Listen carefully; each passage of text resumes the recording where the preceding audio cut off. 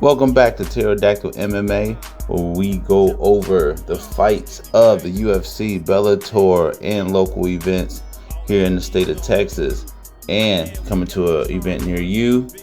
We're going to kick things off. Don't forget to like, subscribe, and share, comment, do it all. All right, so first we're going to get into the fight card. Now this is the early prelims. I love the early prelims because this is the part where you get to see who's going to fight who, and who's going to showcase what. So you have Kang versus Dana, you have Liang versus Savannah, and then Ramona versus Jocelyn, I think that's her name is.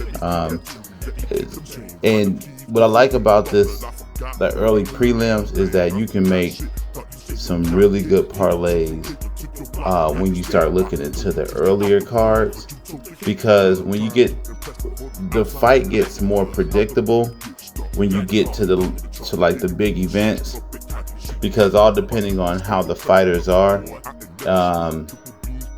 you can see who's kind of getting out the game, who want to stay in the game, who's trying to really get that title, and then who's just there to just fight, and then who's there to get that paycheck. But this right here, I love diving deep into the early prelims and the prelim fights, because this is where I score like the biggest parlays, that I like to get into, because I make the most money on the early prelims. So, and then I'm going to give you my expertise of what I think is going to be good, and then that way you have an opportunity to cash in on the bets. Again, too, like if you have a gambling problem, at the end of the video, I may provide a hotline. Definitely don't want you to, do anything bad, or, leave the kids in the car when you go to the casino. All right, so let's dive into it. So first we have, looks like it's gonna be Ramona Pasquale versus Jocelyn Edwards. Now I'm gonna start with Ramona. Now Ramona, she's 6-3 right now. So she's at 50%, right away.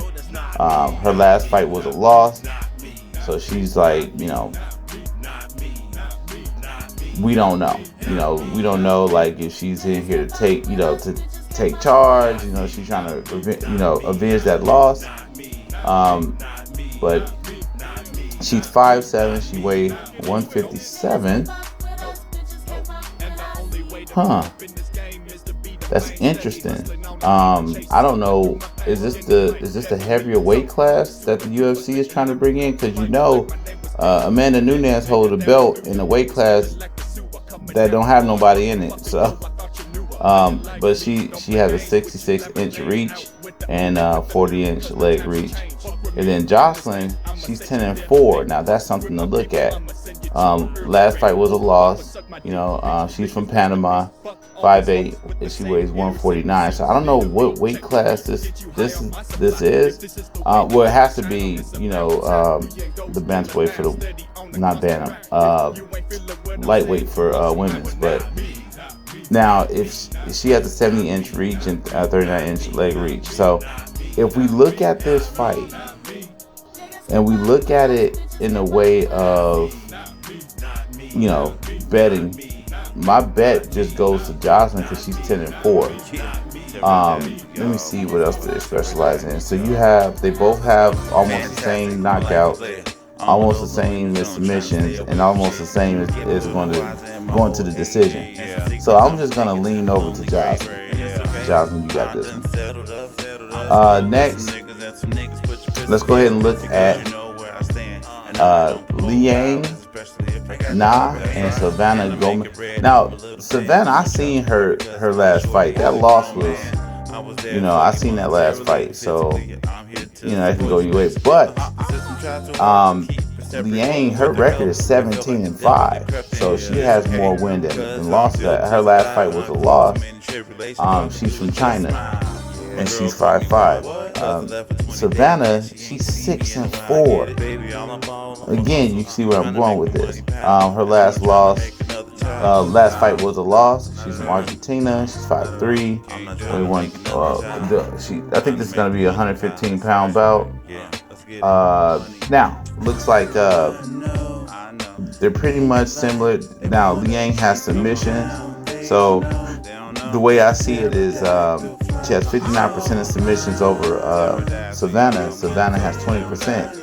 What that means is that they're going to strike for a little bit because they're about the same percentage in striking. But when it comes to the ground game, she is going to try to get Savannah to the ground because she probably thinks that she don't have any ground game, and that's pretty tough. But the way I see it is, I'm going to lean more towards Liang.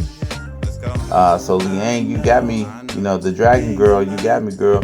Cause I'm a parlay on you too. So I'm gonna choose Jocelyn Network, and then you next. I'm gonna choose you, Liang, for the parlay. Let's go ahead and seal these parlays up. Let's go to the third fight. Now this is the third fight for the prelims. I think you can catch the prelims on Fight Pass. But you have I'm gonna go by the nicknames. Sometimes these names get too hard. You got Mr. Perfect and Storm. So looking at Mr. Perfect, which is named is that Kyung Ho Kang? I think that's his name. He's 17-9. 17-9. So if you look at it, it's like being 6-3. You know, he's like he wins. He won a lot, but he lost half as much as he won. But altogether, he has over 20-something fights. But his last fight was a loss to South Korea. It looks like it's going to be the 155-pound for these guys. And Storm, I've seen him fight before. He's 12-3. You see what I mean? Like, his percentage is bigger. His last fight was a loss, though, so he may be looking to redeem that loss. And Mr. Perfect may just be on a sliding scale there. Let's take a look at the strategy. So it looks like Mr. Perfect is not a striker. He's 12% knockout. TKOs, and Storm has 67%. Now, if you look at the submissions, it's 60. So it's another grappler versus striker. You got 65% submission, 65% submission for Mr. Perfect, 17% for Storm, and then I don't really go into the decision. If they let it go to the decision, they just, they probably equally matched or anything like that. But what I can tell from this is if Kane gets Mr. Storm to the ground, he's gonna try to lock in submissions. It just shows in the numbers, because he's not gonna stand there and strike with him. So it looks like he's gonna at least feint. Get him to the ground, call it a night. Now, if Storm can just keep him at the edge of his punches, pop, pop, pop, pop, pop. Next thing you know, he can win because he has great knockout percentages. So it looks like it can go either way. But once he gets on the ground, it's over. So, all right. So that's it for the early prelims. Again, I like to go into. So let me tell you my parlay. So my parlay is gonna be Storm, because he's 12-3, and he's 17, and Ho Kang is 17-9. But I'm gonna go with Storm. So I'm gonna go with Storm, which is Dana. I'm gonna go with Liang Na, and I'm gonna go with Jocelyn for my 3 fight parlay. And my 3 fight parlay should pay out pretty good, because when we look at what people think, who they think is gonna win, we can look at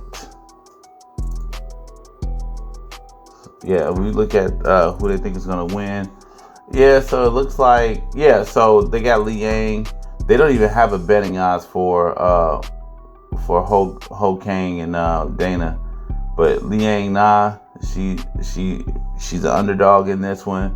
But Jocelyn Edwards is a favorite to win. So it's a really good parlay to hit on. Three fight parlays is good because you can get that over with. You don't have to panic for the fourth one to hit. So 3 fight parlay, I have Dana, Liang Na, and Jocelyn Edwards. Comment, subscribe. Let's see who's gonna win. Let's see if I picked correctly, and if I did, and you guys bet on it, like I said, you win some money. Parlays, I usually bet moderate. I don't never bet heavy. But the heavy hitters, you guys are more than welcome. You know what I'm saying? Like I said, it ain't tricking if you got it. But comment, like, subscribe. Peace.